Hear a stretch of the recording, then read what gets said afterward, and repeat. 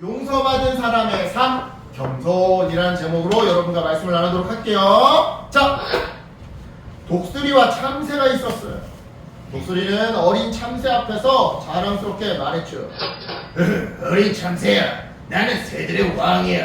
내 날개와 발톱을 봐. 어때? 멋지고 웅장하지? 난 또 힘도 강해. 어떤 새도 나처럼 멋지고 힘이 센 새는 없을 거야. 이에 참새는 이렇게 말했는데요. 아이고 독수리님, 당신의 날개와 발톱은 참으로 멋지시네요. 또 힘도 정말 세 보이시네요. 그런데 자연 앞에서는 어느 누구도 자신의 힘을 자랑할 수 없답니다. 독수리님도 자연 앞에서는 아무것도 아니라는 것을 조만간 알게 되실 거예요. 자, 참새의 이 말에 독수리는 화가 났어요. 오라? 이게 나를 무시하나? 그래서 날개와 발톱으로 참새를 저렇게 위협했죠. 그러자 참새는 안전한 건물 안으로 들어가 버렸는데요. 그때였어요. 갑자기 강한 바람이 몰아치더니 독수리를 바위 곁으로 밀어붙이는 건 아니겠어요? 이에 독수리는요, 이 정도 바람쯤이야 내 큰 날개로 충분히 버텨낼 수 있어 라며 자신만만하게 버티고 있었는데요. 결과는 어떻게 되었을까요? 네, 독수리는 바람을 이겨내지 못하고 결국 바위에 부딪히고 말았어요. 날개와 발톱이 부러지는 부상을 입은 채로 말이죠. 어때요 여러분? 이 이야기 속에 독수리가 어떻게 보이세요? 자만심에 가득 차서 으스대다가 결국 다친 꼴이 어떻게 보이시나요? 참 쌤통이다 싶죠? 그죠? 그런데요, 오늘 본문 속에도 이 독수리처럼 자만심에 으스대다가 결국 하나님의 심판을 받는 나라가 등장하는데요. 어느 나라일까요? 땡! 바로 이집트예요. 이집트. 즉 오늘 본문은 이집트를 통해서 하나님의 백성은 하나님 앞에서 겸손해야만 한다라는 것을 말해주는데요. 정말 그런 우리 본문으로 한번 들어가 보도록 할게요. 자, 오늘 본문은요, 하나님의 애굽을 심판하신다라는 내용으로 크게 세 덩어리로 나뉘어지는데요. 먼저 첫 번째 문단인 예레미야 46장 13절로 17절을 살펴보도록 할게요. 하나님은요, 예레미야에게 애굽 백성에게 닥쳐올 일을 알려주라고 말씀하셨어요. 그 내용은 애굽 사방에 바벨론의 공격으로 전쟁이 일어날 것이니 무기를 가지고 자기의 자리를 지키고 서 있으라는 말씀이었죠. 그렇다면 세계를 다스리던 강대국 애굽은, 정확히는 북아프리카와 팔레스타인 지방을 꽉 잡고 있던 이 강대국 애굽은 왜 이처럼 공격을 받고 쓰러지게 되었던 걸까요? 하나님은 그 이유도 말씀해 주셨는데요. 하나님이 그렇게 정하셨기 때문이에요. 즉 하나님이 바벨론을 이용해서 애굽을 쓰러뜨리기로 결정하셨기 때문이더라는 것이죠. 이 말씀을 통해 우리는요, 세계를 다스리는 것은 애굽이 아니라 바로 하나님이라는 것을 알게 되는데요. 이어지는 두 번째 문단을 통해서, 그러니까 18절부터 26절을 통해 하나님은요, 바벨론의 느부갓네살 왕이 산들 중에서 이렇게 다볼같이, 갈매같이, 이게 다 산의 이름이거든. 다볼산, 갈매산, 다 산의 이름이거든. 자, 바벨론의 느부갓네살 왕이 산들 중에서 다볼산과 그리고 갈매산과 같이 이집트를 침략할 거라고 말씀해 주시는데요. 자, 이게 무슨 말이냐? 다볼산과 갈매산은요, 높이가 약 550m밖에 안 되는, 어떤 의미에서 낮은 산이에요.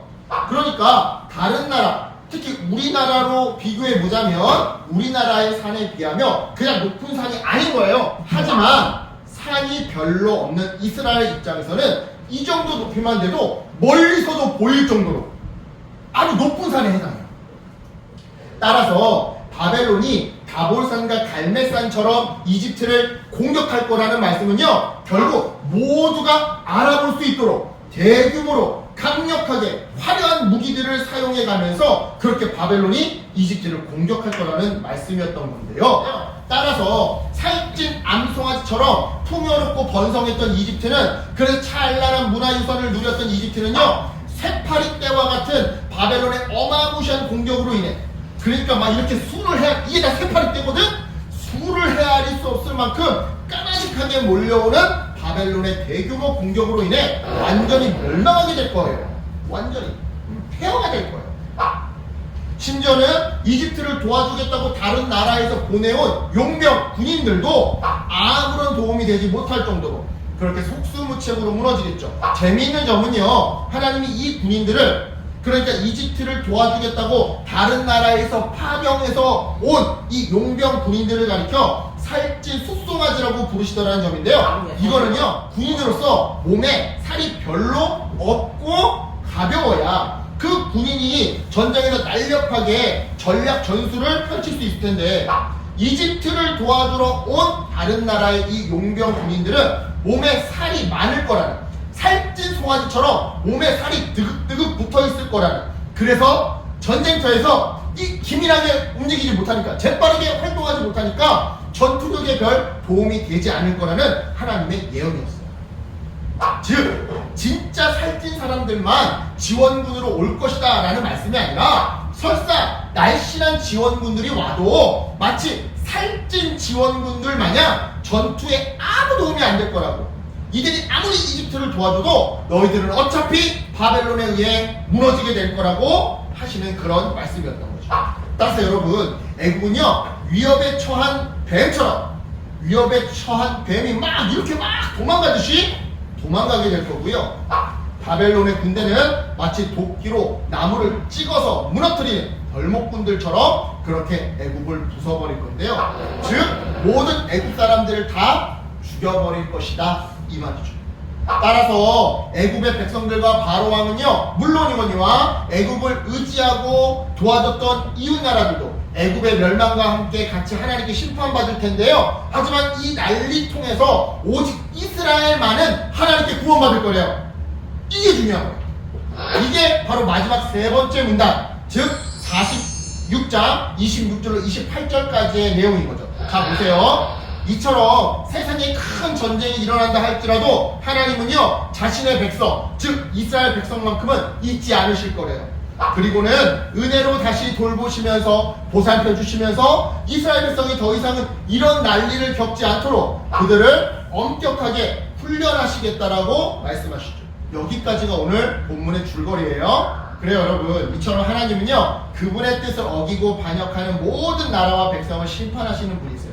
하지만 반면에 자기 백성은 징계하셔도 끝끝내 멸망하지는 않도록 은혜를 베풀어 주시는, 살짝 엄하지만 나중에는 우리를 분명히 용서하시고 회복시켜 주시는 엄한 아버지 같은 사랑의 하나님이시죠. 따라서 여러분, 이처럼 징계하셔도 결국에는 용서해 주시고 회복시켜 주시는 하나님의 그 사랑이 있으니까, 그러니까 우리는 죄 지어도 되는 걸까요? 아니요. 조금 전에 목사님이 아니라고 얘기했잖아요. 그죠? 그러니까 그럴수록 더 우리는 더욱 바르고 착하게 살아야 한다, 이 말이죠. 네. 하나님의 이 은혜를, 하나님의 베풀어 주신 이 용서를 감사하며 그 뜻에 맞게 살아야 한다, 이 말이에요. 생각해보세요, 여러분. 우리 부모님이요, 우리를 용서해 주실 때, 우리가 때때로 잘못해서 엄마 아빠한테 혼나잖아. 그러면 혼을 내시고 그 다음에 용서해 주시잖아. 용서해 주실 때 왜 용서해 주세요? 앞으로도 똑같은 잘못 계속 반복하고 용서해 주시는 거예요? 아니잖아요. 앞으로는 똑같은 잘못 저지르지 말라고 용서해 주시는 거잖아요. 더 바른 사람, 더 훌륭한 사람이 되라고 용서해 주시는 거잖아요. 하나님도 마찬가지예요. 하나님을 더 사랑하고 이웃을 더 사랑하는 사람이 되라고 우리를 용서해 주시는 거예요. 따라서 여러분, 우리는요, 나는 하나님의 사랑을 받는 특별한 사람이야, 그러니까 나는 대충 막 살아도 돼, 나는 이 특권의식을 버려야 해요. 오히려 나는 하나님의 사랑을 받는 특별한 사람이야, 그러니까 더 바르게 살아야 돼, 라는 책임의식을 가져야 하는 거죠. 이 부분에 있어서 나의 죄를 용서해 주시기 위해서 하나님이 무엇을 우리에게 내어주셨는지를 한번 생각해 보세요. 바로 자기의 독생자 아들 예수의 생명, 목숨을 내어주셨어요. 또한 나를 용서하고 회복시켜 주시기 위해 예수님이 무엇을 우리에게 내어주셨는지를 한번 생각해 보세요. 바로 자기의 목숨을 내어주셨어요. 여러분, 이 사랑들을 기억한다면, 그리고 이 사랑을 우리 마음속 깊이 새긴다면, 안 믿는 사람들이 심판당하는 것을 보면서, 하지만 우리 믿는 사람들은 심판당하지 않는 것을 보면서 마냥 기뻐할 수만은 없을 거예요. 당연히 우리도 예수님처럼 자기 목숨을 다해 하나님을 사랑하고 이웃을 사랑하게 되겠죠. 여러분, 이게 바로 용서받은 사람의 겸손한 삶인 거예요. 즉, 내가 나에게 용서를 베풀어 주신 예수님처럼 나 역시도 나의 힘과 정성과 마음을 다해서 예수님을 믿지 않는 사람들을 섬기고 돌보고 그렇게 복음을 전하는 삶, 바로 이러한 삶이 세상이 말하는 겸손과 다른 기독교인의 겸손한 삶인 것이죠. 이 말씀을 기억하면서 이번 한주 우리 어린이들 겸손하게 살았으면 좋겠어요. 그래서 하나님의 사랑과 용서를 악용하는 아주 영악하고 아주 얍실한 얍삽한 그런 사람들이 아니라 하나님의 사랑과 용서를 감사해 하면서 삶으로 실천하는 세상과 다른 겸손함, 세상이 말하는 겸손함과 다른 우리 성경이 말하는 하나님이 말하는 그러한 겸손한 삶을 살아가는 저와 여러분 되기를 예수님의 이름으로 축복합니다. 아멘. 기도할게요. 하나님 감사합니다.